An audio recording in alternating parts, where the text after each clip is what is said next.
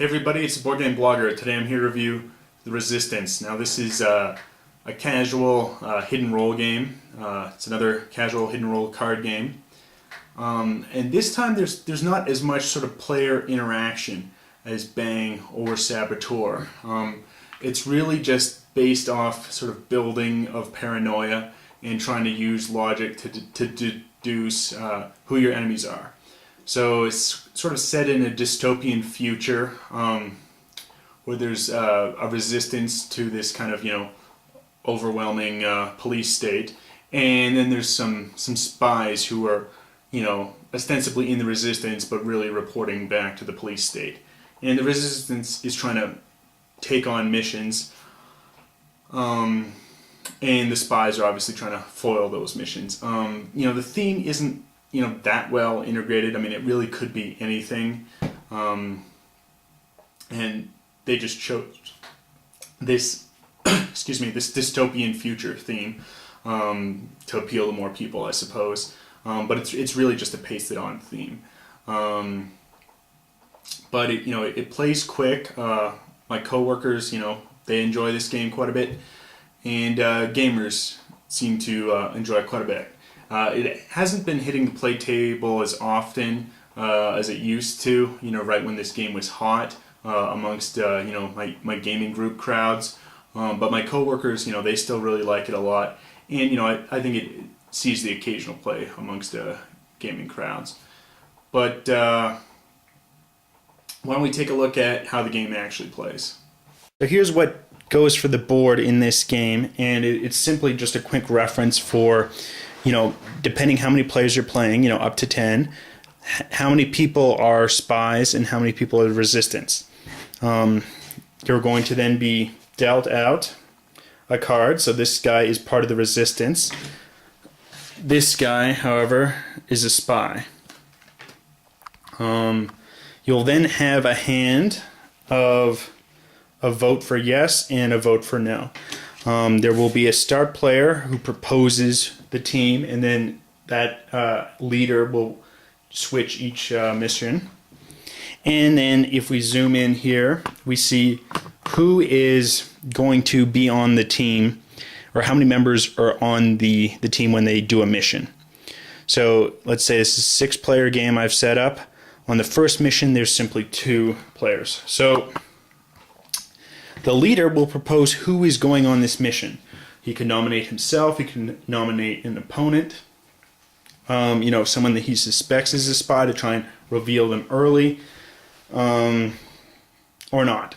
Now, the way the spies have been dealt out, the spies will know who another spy is, because once they've all been dealt out, it'll be announced that everyone close your eyes, spies open your eyes. The spies will look and see who has their eyes open and who the other spies are. The spies will close their eyes, and then everyone communally will open their eyes. So this way the spies will know who the other spies are. The leader will propose a team. Here it's 2 players. So I'm going to say, myself and Dave. And then people will vote on whether or not they think that's a good team. And it's a majority rule. So now everyone will put in their vote, and then we'll flip it over.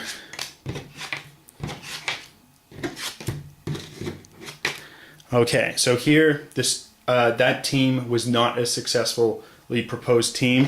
The leader will move to the next player, and a new team will be proposed.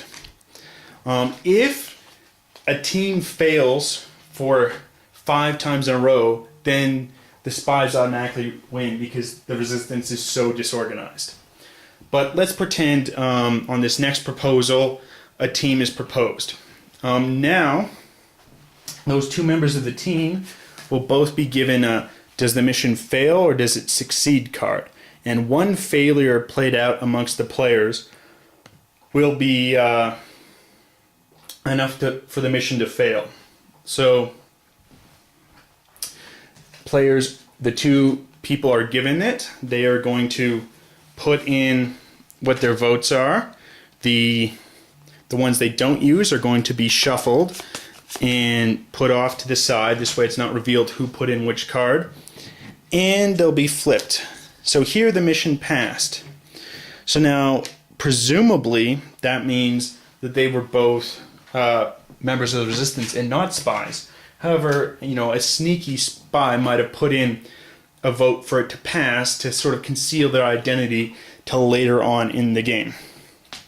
And now we check in, and on the second mission, there's going to be 3 members. And again, the leader card will have passed, and a different player will propose who is the team. And once a mission fails, there's going to be a lot of accusations, a lot of blaming on who the spy is, and paranoia just kind of starts to build. And if 3 missions fail, then the spies win. If 3 missions succeed, then the Resistance win. It's just a best out of 5 scenario. And so as you can see, the game would play relatively quickly. This is a great filler game. It's a great kind of end of the night game. But there's not a lot of actual card play. It's really just reading the other players and trying to use logic to deduce what they're doing. And if you're a spy, being sneaky about the moves that you're doing. But that's the game. It's another solid hidden role game. Coworkers love it. I think you can play this with non-gamers quite easily. And again, the gaming crowd, I think, will use it as a filler or kind of an end of the night type of game. Anyway, till next time on the Board Game Blogger.